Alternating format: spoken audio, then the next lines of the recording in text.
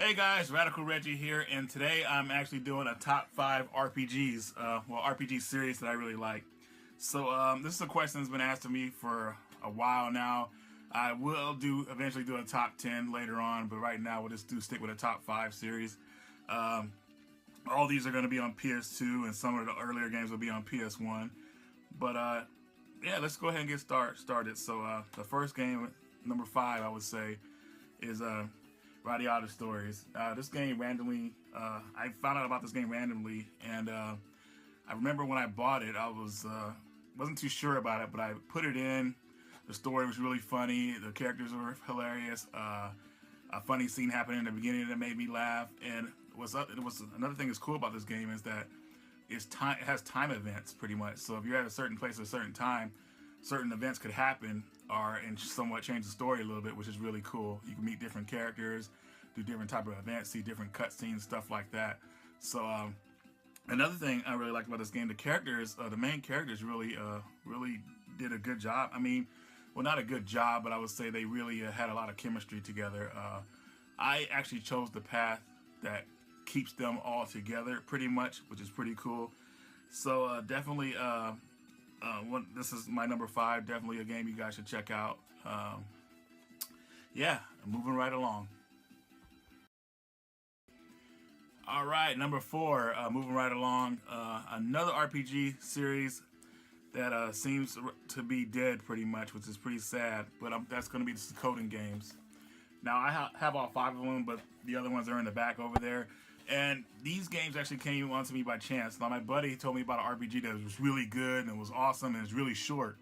I was like, what kind of RPG is this? And we always go back and forth about it. And the next thing you know, I just buckled down and I bought it, and that was Secotan. And Secotan was pretty much it looked plain to me, and I was like, nah. I mean, is this going to be a cool game? But then I got addicted to it. The story starts off like pretty plain and everything, but then something happens where you have to really split off from everything and start your own little, I'll just say click or whatever for now. I don't want to spoil the story for those that haven't played it. But basically in the game, you're trying to get 108 stars of destiny, and these are people that you get together that kind of build your castle and help the game shape up to what it's supposed to be. I had fun looking for the 108 stars of destiny because it's not easy to find them all. Some of them you get automatic, some not all of them. You have to find them and do certain events to get them and everything. So it's really cool. First game is really short, but what's cool about the first game is whatever happens in the first game can transfer to the second game. So that was really cool. So second game I think is the best in the series. Third game was pretty awesome too. We're just missing some key characters, but it had one of the best intros ever. The fourth game is cool, but it's where the series kind of died down at.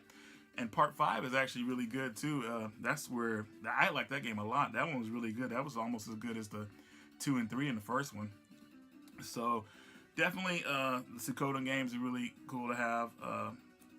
You might want to. I mean, they're pretty expensive now. I mean, especially part 2. But luckily, you could download them on the PSN.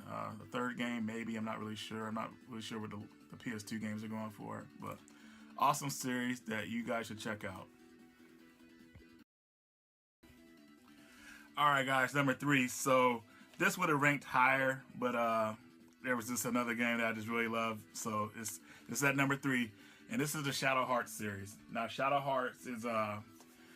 I had heard a rumor that it was made by former people who worked on Final Fantasy VII, but I'm not really sure about that.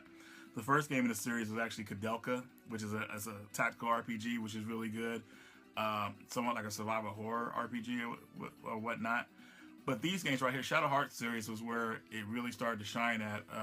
The first game is very violent, and it pulls no punches. I mean, the intro scene to that game is so freaking sick. You're on a train and you're trying to rescue a girl, and the girl, she gets kidnapped by this wizard guy. I think his name is Roger Bacon or something like that. But he does some kind of magic trick and he cuts your arm off, and it's like really brutal. You're like, what the hell? Your arm gets cut off, and all of a sudden your dude picks his arm up and attaches it. So it's really cool. So you're in for a treat pretty much from the beginning of the game. Characters are really memorable. The battle system was a lot of fun. The Judgment Ring and everything. I actually got the Judgment Ring down to a T. Like I was getting critical hits every time I used it because the Judgment Ring pretty much circles around. You get regular hits, but if you time it just right on the red part of the green of the part where you attack, you get critical hits every time, which is awesome. And I got used to doing that. So awesome series, fantastic game, great characters.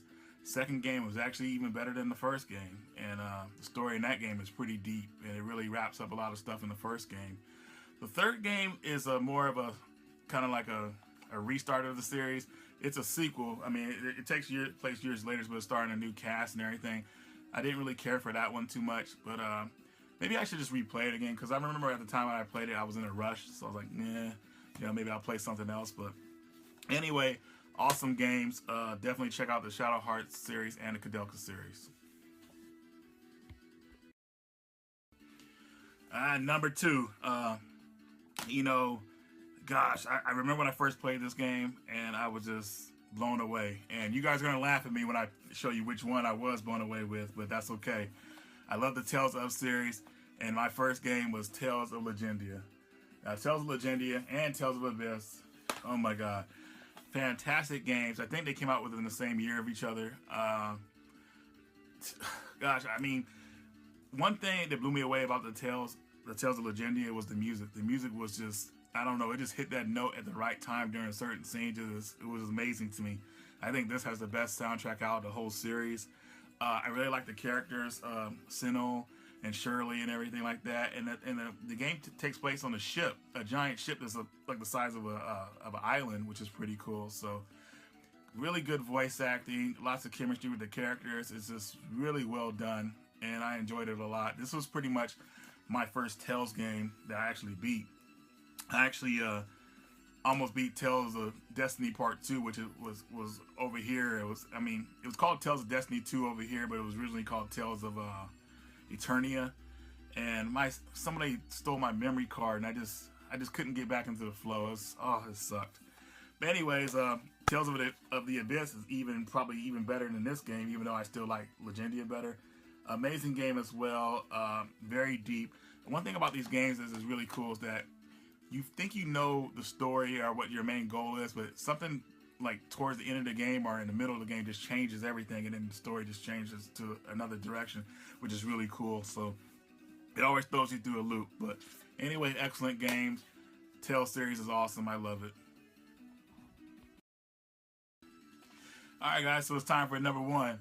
And number 1, you guys probably didn't see it coming. I definitely saw it coming. I fell in love with this game as soon as I got it. I was scared it wasn't going to get released in America, but thank God it did. And that's Rogue Galaxy.